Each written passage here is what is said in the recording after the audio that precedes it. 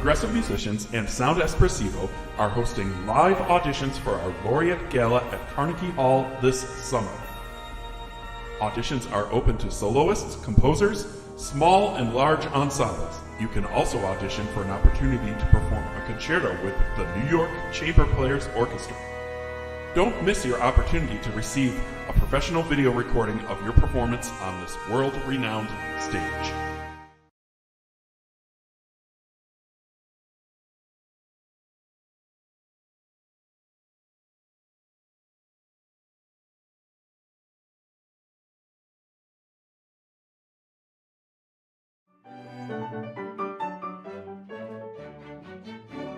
The Carnegie Hall and the Wild Recital Hall. It's beautiful to have you here.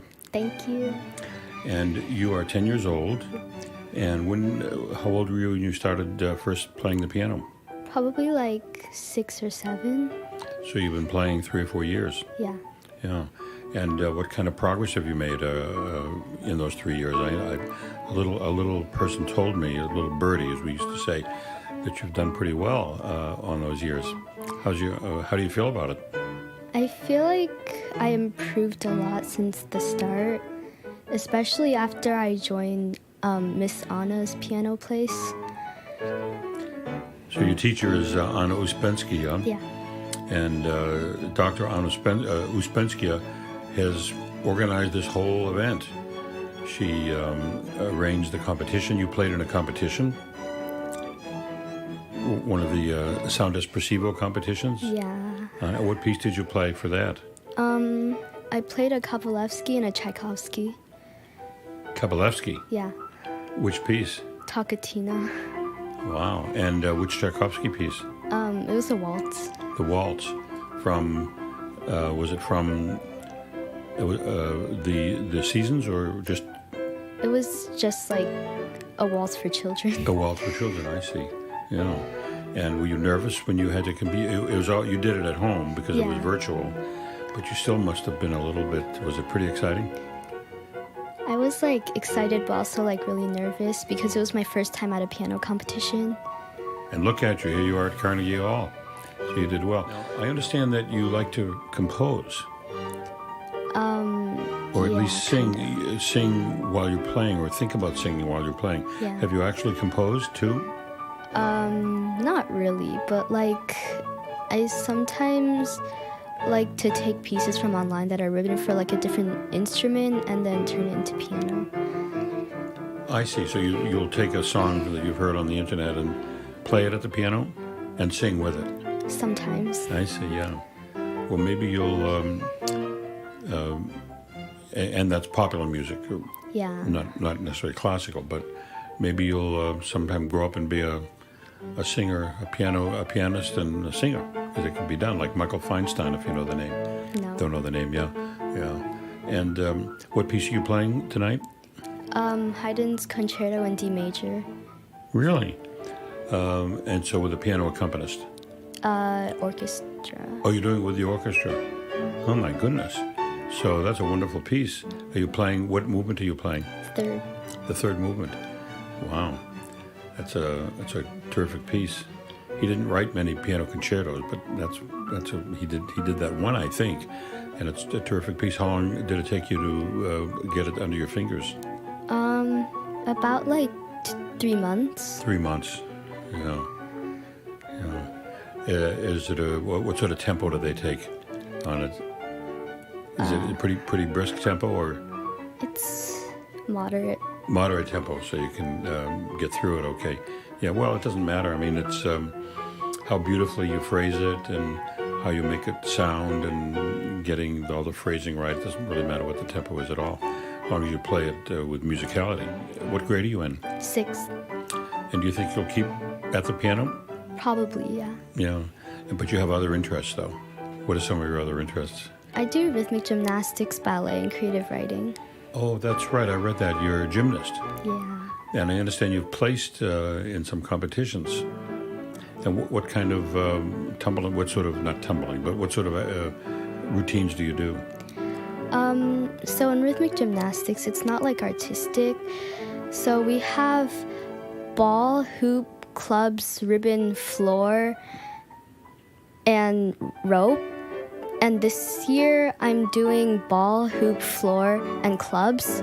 And like you do a routine with music, and it has like dance incorporated in it, and like flexibility stuff, and like equipment things as well. And you practice a lot for that, I'll bet. Yeah, I practiced more last year though. Mm-hmm. And how many, is it difficult finding time to practice the gym and the piano? Yeah. How do you do that?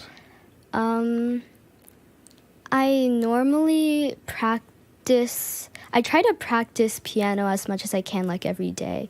And for gymnastics, I just do it on Saturday, Sunday, Monday, sometimes Thursday. Saturday, Sunday, Monday, and sometimes those 3 or 4 days a week. Yeah. So you're a busy young lady. Well, I wish you the best in your piano career. Look forward to the concerto tonight. It's one of my favorite concertos, so I'll be listening very closely to that. And maybe someday I'll see you out on the at a gym performing. So thank you very much for coming by. Thank you. Good meeting you.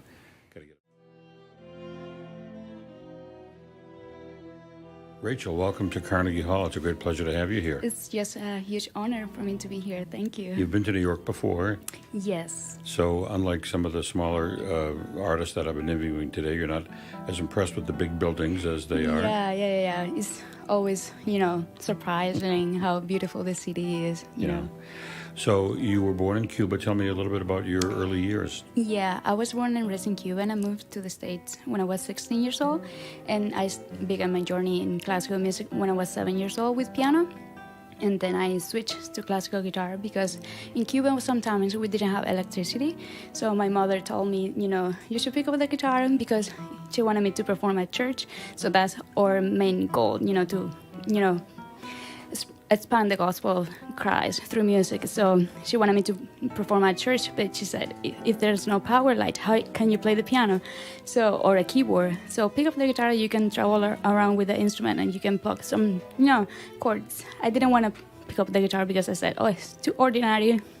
Everyone can play the guitar, but then I was so wrong about that because classical guitar is way different than pop music. So, and then that's how I started with music, and that's the main reason why I keep doing music to, praise the Lord. And how many years had you played the piano before you decided that you couldn't do it if there was no electricity? No. So in Cuba, at the age of 10, you are too old to continue as a pianist. So you gotta choose another instrument as your main instrument because I applied to the School of Arts when I was 10 and I began with piano when I was 7 and then I graduated from that school at the age of 14 and then continue as a classical guitarist when I moved here. So. And why did you pick guitar? Was that your choice or? It was my mother's choice. Yeah, she's the reason why I pick up the guitar and then I fall in love with the instrument. So I'm very grateful that she did it for me. I was going to say it might have been your mom's choice, but it seems like she knew what she was doing. Yeah, she knew, yeah. Because you developed an affinity for it, but it's such a difficult instrument. It is. It's very difficult to master the guitar. So that's why there's very few good guitarists because it sounds easy, but you gotta, just like the piano, you gotta play with the harmony and melody at the same time. And then the fretboard is very hard to sight read sometimes because you have so many options in the fretboard. So you don't know which G or which F you're gonna pick up, right at the moment. So you gotta kind of go through the process of learning the music. I'm not a musician, but I studied music enough to learn that in music, nothing is easy. Mm. I was telling the story earlier about a video I saw a long time ago of Pablo Casals, and he was giving a master class to a college kid at Harvard University. And they started with the Bach Suite, I believe in C minor. And the opening is just a C minor descending scale. And the kid kept playing, and Casals stopped him. No, we have to study that scale. And the kid, by the way, whose name was Yo-Yo Ma, was looking a little bit, just a scale. Maybe I'm interpreting it a little bit wrong, but they worked for 10 minutes on the descending scale. you must play it with feeling and Of course. so it's more than just notes. Yeah, making music, just not playing automatically like a machine, phrasing the music. So how old were you again when you started guitar? I was 10 years old. 10 years old. Yeah. Yeah, and you've loved it ever since. And Yeah. the beginning, when you're beginning the guitar or any instrument, it's so difficult. It What is. kept you going? Especially when you're a kid, all you want to do is play outside, especially in Cuba that we go around in the neighborhood and we play. And then I had to do homework, regular school homework, math, geography, Spanish in Cuba, and then plus doing theory, musicology, practice your instrument. And I was very hyper when I was a little girl, so I didn't want to practice at all. So my mom had to, put me, to practice. But yeah, it kept me, the passion for Christ, so I can, share the gospel through music. So that's one of the main reasons why I kept doing music. One, I love it, and second, And so you moved to the U.S. when you were 16? When I was said? 16, yeah. And you began studying with a teacher? Yeah, I met my previous professor, Rafael Padron. He's also Cuban. I met him when I recently moved from Cuba. I went to a conservatory where he was, teaching, and then he was my professor for 11 years. And then I went to the University of Miami. I did my bachelor's, master, and artist diploma with him. And then I was blessed enough to apply at Eastman with Dr. Nicholas Goulousis, which is one of the greatest blessings that I have. So he's my current professor at Eastman. Tell me a bit about the Frost School. That's a wonderful. It is a wonderful. It's a wonderful town, and Yeah. And you were there for the 4 years. I was there for 6, 4 for bachelor's, 2 for master's, and 1 for artist diploma. So yeah, I spent quite a lot of time over there, but it was amazing. Yeah, they have such a good program for classical musicians, and then the guitar program is building up very quickly. So yeah, I was fortunate enough to be there. In your years at Frost, what kind of repertoire were you performing?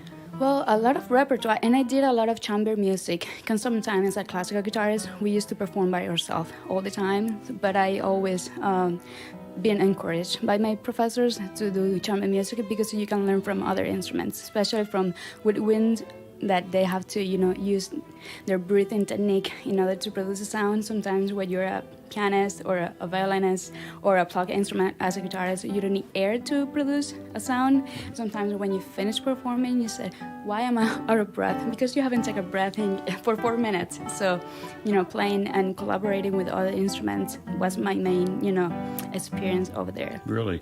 Now, what kind of chamber music calls for a guitar? Well, I did Piazzolla, I did Vivaldi, I did Bach, I did many other composers that wrote for guitar and arrangements for guitar. Did you do any of the Bach lute concertos? No, but I did some other stuff with a cellist, and I also did the faya with a cellist, and then a percussionist, and then other Brazilian music, percussion and cello as well. So I love that. Yeah, I love the Vivaldi lute concertos. Yeah. One in particular, number 5. And I did the D major concerto Vivaldi. So yeah. And the second, is that the one where the second movement has this? That one. That's my very favorite piece of all, actually. Oh, for real? It's a wonderful piece. Yeah, it's kind of short, but it's beautiful, yeah. There's something magical about it. It used to be the theme song, quote unquote, for a late night radio program in Boston when I was growing up, and it would always start with that piece. And I never forgot it. I still listen to it. Yeah, it's just beautiful, and it's very fun to play it. Yeah. And then you were off to Eastman, where you are now. Yeah, I love it there as well. And you're getting your PhD there. My DMA, actually. DMA. Yeah, DMA, which is not that intellectual like a PhD, but it's a doctoral program. It's a performance degree. Performance it's like degree. a doctorate in performance. in performance, yeah. And what pieces are you working on for that? Well, I have been doing a lot of stuff. I recently did the Giuliani Concerto, which is the one that I'm doing tonight, the second movement. Which concerto? Ginastera? Giuliani, Mario Giuliani. Oh, no. Yeah, an Italian composer from the classical period. And then I'm doing tonight the Siciliana, which is the slow movement. It's just a dance, which is beautiful. And then the first and the third movement are more like upbeat, a little bit faster, but Yeah, it's just a beautiful concerto, very demanding, very, very demanding. It's just like Mozart, that it sounds very easy for pianists. Sounds easy, but it's very difficult to play because if you messed up, everyone will notice that you messed up. There's no way that you can hide it. And it's with the string ensemble? Yeah. Well, as we just said, nothing is easy. Nothing is easy, yeah. And so you'll soon get your degree. Hopefully with God help. And then what's the future like for you? Well, I'm Richard? praying for management, for a manager to support me because I don't want to be a professor 100% of the time. I want to perform, I want to travel, and concertize. So that's my main goal after school, to get a management. Mm-hmm. Yeah. Have you had much experience using social media like YouTube to try to get? I have my social media. Are you on YouTube? I'm on YouTube. I have Instagram as well. So, but yeah, I'm praying for that. Yeah. Well, being a concert guitarist is difficult. It is. Because there aren't many who've done it. Obviously, we can name a few. Mm-hmm. Julian Bream, if you know the name. Yeah. Segovia, but you can name them really. David Russell, Manu Barreco. Yeah. So it's a challenge. It is. But I haven't heard you play. But there's something about you which makes me think that you're going to achieve it. And, of course, you're in the city with managers. There's a manager on every block here, so maybe you'll find one. Who knows? Yeah. I'm knocking on every door, and let's see which one is the one for me. Mm-hmm. Have you been speaking to managers? Have anybody expressed a little bit of interest? Yeah, Robert Berreta, Opus 3 management. Mm-hmm. So, what's the name? Robert Berreta, I think. Uh-huh. I'm not 100% sure if I'm pronouncing the... But you're still talking with him? I just spoke to him this weekend because, I didn't have the chance to talk to him before. But, at the moment there's nothing available. But I don't lose hope because, I always strive for, the impossible because I have the God of impossible things. So he can open the door for me if he wants to. Have you put together in your own mind recital programs that you would do? Yeah, If someone said to you, well, you're on in Detroit tomorrow night for a full-length recital, do you know what you would do? Yeah, I just did my last DMA recital at Eastman, October 21st, and I did some Spanish music, plus the concerto, the full Giuliani concerto, and I did a hymn with a wonderful singer as well. So, I'm ready. I think I'm ready. So, whether I'm not, who knows? But I believe that I'm ready to do that. Good. Well, you have a spark, and I think you'll find somebody to ignite it. And I wish you the best of luck. And I can't wait to see you tonight. Thank you. Thank you so much for your time. It's been a pleasure being here and meeting you with you. I think the pleasure was all mine. Thank you.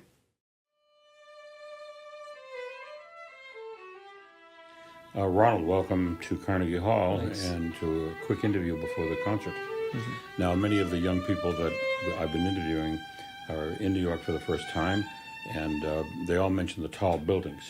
But you are from Queens. Yes. So you're no longer impressed by tall buildings. No, I am not. Now, you've been playing the violin since you were 13. No, I've been playing it for 13 years, sorry. Yes. Yes. And how old were you when you started? I was about 3. 3? Yes. So you're a junior in high school now? Yep. And you've been playing for 13 years. Mm-hmm. So when you first picked up that violin 13 years ago, at the age of 3, a little violin, probably about that big. Approximately. Maybe a little bigger. What was your impression? What struck you about it, and whose idea was it? I didn't really think much about it because it was my parents who made me pick it up. I didn't really think much about violin until I was 10-ish. Before then, it was just something I had to do. But after I was 10, I was more I was actually interested in playing. Right. So for the first few years, you were just sort of casual, and did you maybe? Yeah, it was just something I had to do. Did you take lessons? Yeah, I did. You did. Mm-hmm. Yeah, but it wasn't anything that you really were that interested in. But you did it anyway. Yeah. So at what point, 7 years later, because you were 10? Yeah. What changed? Well, I went to Manhattan School of Music around then, and then I met a lot of other musicians around my age, and it was mostly the ear training and music theory lessons that I had that I found really interesting, and that's kind of why I started to think. That's what I started to find interesting about music. So when you went to the Manhattan School of Music, though, was it to continue the violin? Or were you taking classes Yeah, there? it's for violin. And you were a private teacher? Yes. So you must have done something in the first 7 years in order to get a private teacher in Manhattan School. Yeah, well, I think it's probably because I was young, and that's easier to get in when you're younger, I think. Yeah, well, not that easy, probably. Well, yeah, Sounds like you had a little something going for you. maybe. And so then you started playing seriously or practicing seriously when you were 10. Yes. And did the pace pick up? Did your skills advance pretty noticeably? Yeah, I think, after I started finding violin interesting, I was more into practicing, and I think I got better. I think I made the most progress in like the past 2 years when I really started getting into like researching the music and stuff. Yeah. And that's where the theory helped. So you like theory? I like music theory, yeah. And meaning exactly what? Just the harmonic theory or more the architecture of music? Or both? Both. And what pieces are you playing now? Well, I'm performing the first movement of the Barber Violin Concerto, but I'm also currently I'm practicing Izai Ballade and the... Ooh, I'm sorry, which? Izai Ballade, Izai? yes, and the Prokofiev First Violin Concerto. So you're a junior in high school. Yes. And what do you hope to go to college? Like what major or what Well, college? do you have a college in mind? I've been thinking about Brown, Uh-huh. or Duke, or something. I'm hoping to get into computer science. So you're not thinking of Juilliard necessarily? No, I'm not. I don't think I'll be doing music like professionally or as a career. Right, I see. But computer science. Yeah. What area of computer science? More like software development, or? Yeah, software development. Yeah. And what exactly? What are your hopes in computer work? What do you hope to end up doing in computers? Any idea yet? Not really. Just get a good job, like a stable job. Have you learned programming yet? Yeah. What programs do you work with? Right now, I am studying C++ and Java. Yeah. Getting pretty proficient? Mostly in C++, yeah. Yeah. Well, it's a field that will never let you down. It's going through a rough patch this year, as you've read. Yeah. A lot of layoffs, but that's just temporary. My daughter works for Google. Oh, cool. She's a software programmer. She's been there 8 years. And before that, she was at Google. She was what they call a developer's advocate, which meant she would go around the world pre-COVID, showing sometimes very big audiences of thousands of people. She'd be up on the stage and show them how to use the Google AI software that was in the cloud. And she would do live demonstrations. She would program on the stage live and, and give examples of how it worked. Very cool. Yeah, it was very cool. She presented once about 4 years ago at the annual Google conference in San Francisco. And someone made a little Facebook page, and they had pictures of the speakers. And they had the president, they had a woman by the name of, I forgot her name, the head artificial intelligence lady, the two founders, they were all speaking, and then they had a picture of my daughter. Oh, that's cool. And I wrote, I said, somebody pulled a prank on you because they put you in it on the opening. She said, no, I'm making a presentation on the opening. So she's done well with that career, and so you will too. Yeah, thank you. And also with the music, though, it'll be something you'll always be glad you worked on. I don't intend on like stopping music, just as a hobby, nothing that seriously, but like as a hobby, yeah. Yeah. Well, wish you the best of luck. And what you said tonight? You're playing the Barber first movement. Well, like 7 minutes of the first movement. Yeah. of the violin concerto. Yes. With a accompanist. Yes. Who's accompanying you? James. I think that's his James. name. Okay, Yeah. great. Well, good luck tonight. I can't wait to hear you play, and it'll be streamed out all over the world. Oh boy. Through virtual concert halls. So maybe who knows what'll happen. But thank you very much for coming in. No pressure. Good talking with you. Thank you.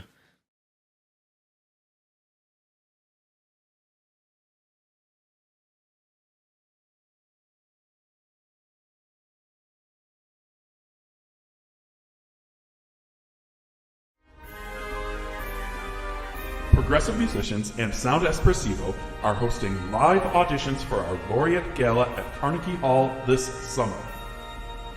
Auditions are open to soloists, composers, small and large ensembles. You can also audition for an opportunity to perform a concerto with the New York Chamber Players Orchestra. Don't miss your opportunity to receive a professional video recording of your performance on this world-renowned stage.